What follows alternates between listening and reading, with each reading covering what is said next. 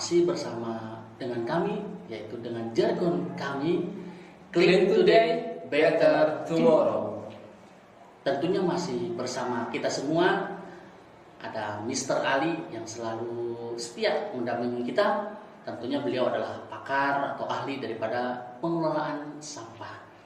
Maka pada kesempatan kali ini, sebelum kita membahas atau kita diskusi tentang pengelolaan sampah berbasis masyarakat, kita akan tanyakan dulu kabar Pak Ali atau Mr. Ali pada kesempatan hari ini. Bagaimana kabarnya Mr. Ali untuk hari ini? Alhamdulillah, Pak Irfan selalu diberikan kesehatan, selalu diberikan semangat tentunya. Tentunya saya juga Semangat kabar ya? baik sekali. Baik sekali. Selalu semangat dan Harus selalu sehat bisa Pak Irfan ya. Nah, gitu ya. Kita akan sedikit berdiskusi dengan Pak Ali karena problematika di masyarakat itu sangat luar biasa, Pak Ali. Betul sekali, pastinya. Nah, kita akan diskusi dengan Pak Ali mengenai pengelolaan sampah berbasis masyarakat. Sebenarnya kita ini sebagai masyarakat gitu ya, tentunya bisa nggak sih terhindar daripada sampah, Pak? Oh, luar biasa ini pertanyaannya Pak Irfan. Tentunya. Karena ini sama aja, ini pertanyaan sama aja dengan bisakah kita hidup tanpa makan gitu. Seperti begitu. Iya, karena contoh saja sampah itu kan dihasilkan dari aktivitas makan, pasti ada. Betul, iya. Ya, contohnya kita makan pasti ada sampahnya kan. Kalau kita beli di warung pasti ada sampah kemasan. Betul. Kalau kita makan di rumah pasti ada sampah sisa makanan. Betul. Nah, artinya pertanyaan bisa nggak sih kita menghindari sampah? Justru sampah itu tidak bisa kita hindari karena kita hasilkan dalam kehidupan kita sehari-hari seperti makan tadi, Pak Irfan. Nah, tapi di sini poin pentingnya sampah itu bukan untuk dihindari. Ya, sobat lingkungan semua. Jadi poin pentingnya di sini sampah itu bukan untuk dihindari, tetapi sampah itu dikelola. Bagaimana kita mengelola sampah agar sampah ini tidak mencemari, agar sampah ini tidak berdampak negatif bagi lingkungan kita, terutama lingkungan-lingkungan sekitar kita lah, seperti itu, Pak Irfan. Nah, jadi sahabat lingkungan kita sebagai masyarakat, karena memang masyarakat bertanya-tanya gitu ya. Jadi memang sampah itu tidak bisa kita hindari, karena memang sampah itu ada karena adanya masyarakat. Ya, artinya sampah itu kita hasilkan dalam aktivitas jadi kita sendiri yang menghasilkan sampah. Jadi kita memang benar-benar harus bijak dalam mengelola sampah. Mungkin Pak Ali bisa memberikan kepada kita atau mengedukasikan kepada kita bagaimana cara supaya masyarakat itu bisa mengelola sampah gitu, atau bisa menertibkan sampah gitu, Pak. Karena memang khususnya di negara kita gitu kan, memang masyarakat itu memang masih cuek terhadap sampah, padahal itu hasil daripada rumahnya gitu ya. Itu kiat-kiat supaya memberikan edukasi terhadap masyarakat itu bagaimana caranya, Pak? Ya, untuk mengedukasi itu sebenarnya yang terbaik adalah mulai dari diri kita sendiri, Pak. Kita mulai daripada diri kita dulu ya. Di sobat lingkungan betul sekali. Untuk mengedukasi kita bisa mulai dari diri kita sendiri. Karena sebenarnya orang itu bukan sampah itu kalau dalam skala banyak gitu ya, Pak Irfan, atau dalam skala yang masyarakat itu tuh tidak sadar bahwa mereka itu menghasilkan sampah dan membuangnya itu akan berdampak besar gitu bagi lingkungan. Nah, contoh sederhana kita membuang botol kemasan gitu ya. Botol kemasan dari kemasan minuman seperti itu. Mungkin skala pribadi orang yang membuang itu, atau contohnya saya sendirilah gitu. Sebenarnya saya sendiri ketika setelah minum minuman botol kemasan, botolnya dibuang, saya sendiri berpikir, wah ini tidak akan apa-apa nih. Itu kalau membuang sampahnya sembarangan tidak akan apa-apa ya, tidak akan mencemari lingkungan.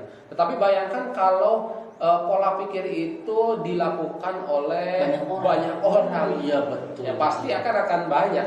Nah, artinya langkah terbaik itu sebenarnya mulai dari diri kita sendiri, sobat lingkungan semuanya ya.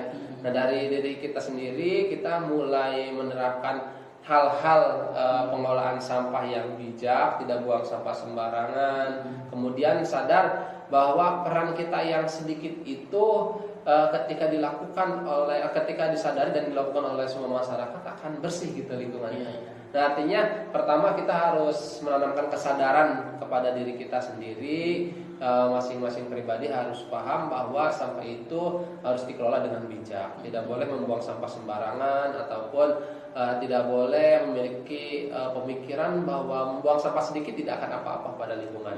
Nah, baru setelah itu kita coba mengadakan edukasi kepada keluarga kita. Ya, kita mulai dari diri, kemudian dari keluarga kita ataupun dari orang-orang sekeliling kita.